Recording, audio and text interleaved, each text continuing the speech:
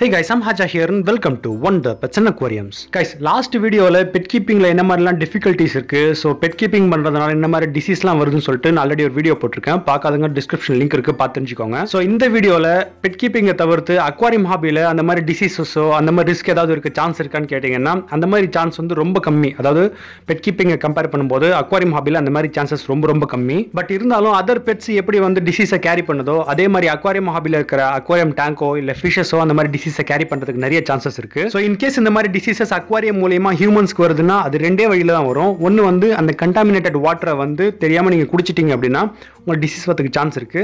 ரெண்டாவது பாத்தீங்க அப்படின்னா சில பேர் டேங்க்ல பாத்தீங்கன்னா ஸ்மெல் அதிகமாக வரும். அதாவது வாட்டர்ல வந்து ஃபிஷஸ் வேஸ்ட் அதிகமாக ப்ரொடியூஸ் பண்ணிச்சுன்னா அது அமோனியா வந்து பாக்டீரியல் ரியாக்ஷன் ஆகும்போது ஸ்மெல் நிறைய வரும். அந்த ஸ்மெல்ல நீங்க அடிக்கடி இன்ஹேல் பண்ணும்போது லங்ஸ்ல உங்களுக்கு பிரச்சனை வரதுக்கு சான்ஸ் இருக்கு. ஸோ ஆக்சுவலா பாத்தீங்கன்னா அது பெட் கீப்பிங்கை பொறுத்தவரையும் அதை கம்பேர் பண்ணும்போது இந்த பிரச்சனை ரொம்ப கம்மி. பட் இருந்தாலும் அக்வாரியம் வந்து 100% சேஃபா வச்சிருக்கிறது எப்படி அப்படின்றத பத்தி நான் சொல்றேன் உங்களுக்கு. ஸோ ஃபர்ஸ்ட் நீங்கள் வந்து டேங்க் வந்து நீட்டாக க்ளீனாக வச்சுக்கணும். ஃபர்ஸ்ட் ஆஃப் ஆல் வந்து ஃபிஷஸ் வந்து வேஸ்ட் ப்ரொடியூஸ் பண்ணிச்சு அப்படின்னா அது வந்து கிரவுண்டுக்கு தான் வரும், அதாவது பாட்டமுக்கு தான் வரும். ஸோ அது பாட்டமுக்கு வந்துச்சு அப்படின்னா அந்த கிரேவலுக்குள்ளே அந்த வேஸ்ட் போய் ஒழிஞ்சிக்கக்கூடாது. அதாவது சில பேர் வந்து அண்டர் கிரேவல் ஃபில்டர் வச்சிருப்பாங்க, அந்த மாதிரி ஃபில்டர்ஸ்லாம் அவாய்ட் பண்ணிட்டு இப்போ நிறைய வந்து அட்வான்ஸ் எக்யூப்மெண்ட்ஸ் வந்துருச்சு. ஸோ அதை யூஸ் பண்ணிக்கணும். ரெண்டாவது இந்த கிரேவல் போடுறதுல பார்த்தீங்கன்னா ஒன்று சாண்டாக போடணும்.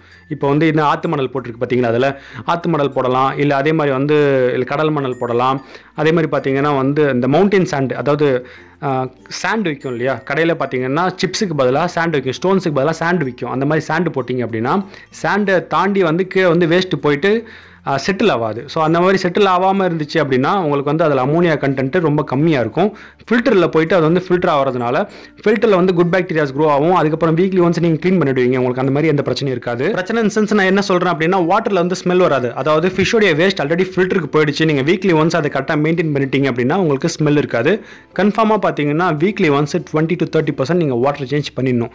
இன்கேஸ் உங்கள் வாட்டர் 100% நீட்டாக இருந்தாலும் நீங்கள் 20 to 30% நீங்கள் கண்டிப்பாக பண்ணிடணும். ஃபில்ட்ரேஷனை பொறுத்தவரையும் நீங்கள் வந்து உங்கள் டேங்குக்கு ஏற்ற மாதிரி ஃபில்ட்ரேஷன் நீங்கள் வைக்கணும். சில பேர் பார்த்தீங்கன்னா டேங்கோடைய வால்யூம் ரொம்ப பெருசாக இருக்கும், ஆனால் ஃபில்ட்ரேஷன் எக்யூப்மெண்ட் பார்த்தீங்கன்னா ரொம்ப எஃபர்ட்லெஸ்ஸாக இருக்கும், ரொம்ப சின்னதாக இருக்கும். ஸோ அதனால் நீங்கள் வச்சிருக்கும் போது ஓவர் ஃபில்ட்ரேஷன் இருக்கலாம், பட் ஆனால் ஃபில்ட்ரேஷன் வந்து கம்மியாக இருக்கிற மாதிரி பார்த்துக்காதீங்க. எல்லா ஃபிஷஸ்க்கும் ஃபில்ட்ரேஷன் 100% நெசசரி. ஸோ அடுத்து பார்த்தீங்கன்னா நீங்கள் வீக்லி ஒன்ஸ் வாட்டர் சேஞ்ச் பண்ணுறீங்க இல்லையா? ஸோ வாட்டர் சேஞ்ச் பண்ணுற டைமில் நீங்கள் வந்து உங்கள் கை வந்து ரொம்ப சுத்தமாக வச்சுக்கணும். நீங்கள் க்ளவுஸ் போட்டுக்கலாம், பட் ஆனால் நீங்கள் கை சுத்தமாக வச்சிருந்தாலே போதுமானது தான்.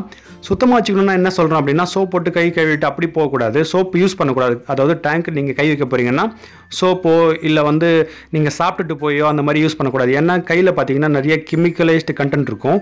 ஸோ அது உங்கள் டேங்கை பாதிக்கிறதுக்கு நிறைய சான்ஸ் இருக்குது. ஸோ இன்கேஸ் நீங்கள் வந்து உங்கள் டேங்கை க்ளீன் பண்ண போகிறீங்க அப்படின்னா உங்கள் கை வந்து நேச்சுரலாக ஸ்மெல்லே இல்லாமல் ரொம்ப க்ளீனாக இருக்கணும். ஸோ அந்த மாதிரி டைமில் தான் நீங்கள் வந்து உங்கள் டேங்கை வந்து நீங்கள் சர்வீஸ் பண்ணணும். ஸோ சர்வீஸ் பண்ணி முடிச்ச பிறகு நீங்கள் உங்கள் கையை வந்து 100% நீங்கள் ரொம்ப க்ளீனாக கழுவிடணும். சோப்பு வச்சு இல்லை நார்மலாகவோ நீங்கள் வந்து க்ளீனாக கழுவிடணும். கழுவிட்டிங்கன்னா நீங்கள் 100% சேஃப். ஸோ அடுத்து டிசீஸ்டு ஃபிஷ்ஷை நீங்கள் ஹேண்டில் பண்ணும்போது ரொம்ப கேர்ஃபுல்லாக ஹேண்டில் பண்ணணும். ஒரு சில பேருக்கு பார்த்தீங்கன்னா ஸ்கின் அலர்ஜி இருக்கும். ஸோ அந்த மாதிரி பீப்புளுக்கு வந்து நீங்கள் ஹேண்டில் பண்ணும்போது ரொம்ப கேர்ஃபுல்லாக ஹேண்டில் பண்ணுங்கள். ஏன்னா யூஸ்வலாக நீங்கள் வந்து ஹேண்டில் பண்ணுற ஃபிஷ்ஷஸோட டிசீஸ்டு ஃபிஷ்ஷை நீங்கள் ஹேண்டில் பண்ணும்போது உங்களுக்கு பார்த்தீங்கன்னா வந்து ஸ்கின் அலர்ஜி உடனே அஃபெக்ட் ஆகிறதுக்கு நிறைய சான்ஸ் இருக்குது. ஸோ என்னோட ஒப்பீனியனில் நீங்கள் வீக்லி ஒன்ஸ் உங்கள் டேங்கை நீங்கள் கரெக்டாக 20-30% நீங்கள் மெயின்டைன் பண்ணிட்டு நீங்கள் ஃபீடிங் கரெக்டாக பண்ணிட்டு ஃபில்ட்ரேஷன் நீங்கள் கரெக்டாக வச்சிருந்தீங்கனாலே போதும். உங்களுக்கு வந்து உங்கள் அக்வாரியம்னால உங்களுக்கு எந்த பிரச்சனையும் மேக்ஸிமம் வராது, 99% வராது. அப்படியே வந்தாலும் உங்களுக்கு பெரிய பிரச்சனை எதுவும் வராது. இன்கேஸ் நீங்கள் வந்து தண்ணியை குடிச்சிட்டிங்க அப்படின்னா நீங்கள் வந்து வீக் இம்யூனாக இருந்துச்சு, உங்கள் இம்யூன் சிஸ்டம் வந்து ரொம்ப வீக்காக இருந்துச்சு அப்படின்னா மேபி உங்களுக்கு வந்து டைஜஸ்டிவ் பிரச்சனை வரும். அதை தவிர்த்து எனக்கு தெரிஞ்சு வேறு எந்த பிரச்சனையும் வராது. ஸோ கைஸ் இந்த இன்ஃபர்மேஷன் உங்களுக்கு யூஸ்ஃபுல்லாக இருக்கும்னு நம்புறேன். வீடியோ பிடிச்சிருந்தா லைக் பண்ணுங்கள், யூஸ்ஃபுல்லாக இருந்தால் சப்ஸ்கிரைப் பண்ணுங்கள். தேங்க்யூ ஃபார் வாட்சிங்.